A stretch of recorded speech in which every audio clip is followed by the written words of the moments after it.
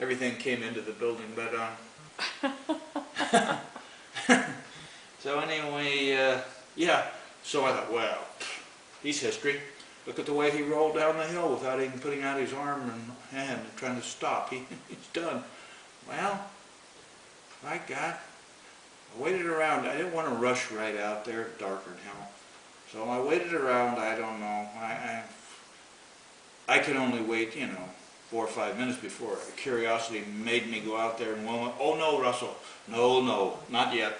But I went out there anyway, making sure I had a good escape route with my flashlight and the gun ready and all that. And so we go out there and absolutely nothing, zero.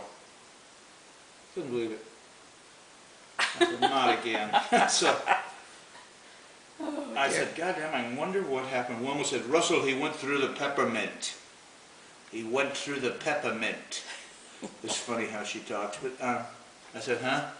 She said, yeah, can't you smell it? I said, no.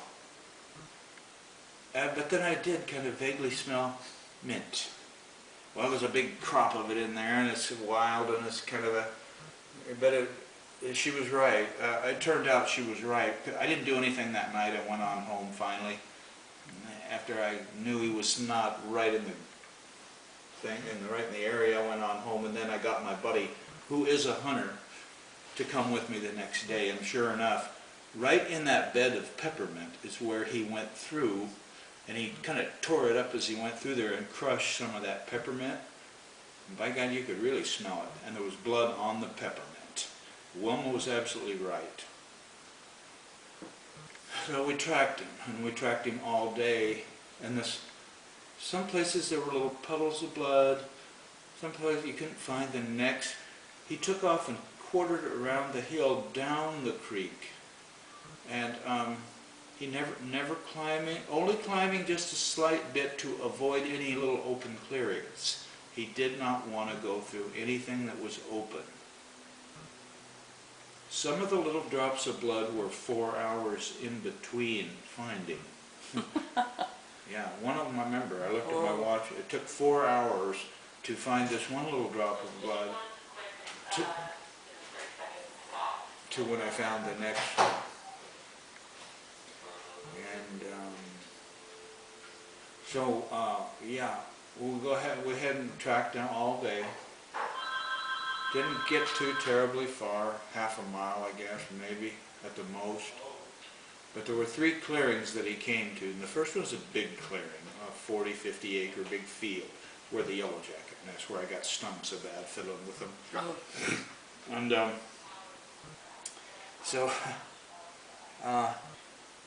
anyway, yeah, and he went above that one. The easiest way out of there would have been to go right through the center of it, because he slightly went above that, stayed above that opening. The next one, there was another clearing about half that size. He went below that one. The next one was another little one. He went above that. He didn't want to be in the open. That's what I learned about that for some reason. Bobby Barnes probably knows more about staying hidden. He's done it. But anyway, so the next day I tracked him all day. And that's when I got Buck again, and I got old Jim. He's a bear hunter.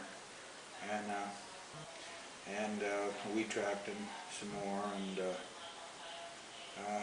slow going, because a lot of it is a madrone thicket. And the madrone thickets, typically they shed their leaves really heavy this time. Of course, they don't shed them all. They're an evergreen, but right now, this time, they're shedding quite a few of them. And when they come on down, they'll either land face up or face down. There's 2 colors you're dealing with there. If they land with the face, the face down, the underside of the madrone leaf is light colored. Well, the bark also, probably from being up in this country, have you seen them? The bark peels off the madrone trunks in a little, it kind of turns into little papery pencil-like little tubes, and it rolls around and it falls off. When it falls off, been down a while, walked on by deer and whatnot, breaks up into little pieces and lands on the underside of these light-colored madrone leaves, which looks like a drop of blood. Some of the little pieces because it's just the right color, the red bark of the madrone. So I mean, I have my knee pads on. I have my OptiSpecs on, you know, the 3-power glasses. I'm down like this on my hands and knees, going along like this, looking up under the underneath branches on some of the trails like this, because as he goes through, they kind of turn, and he had blood on both shoulders. There's blood on both sides, so evidently the bullet went through, didn't hit anything like a lung or a vital thing, but did make a little blood on both, because when he went through the brush, blood on both sides right across from each other. And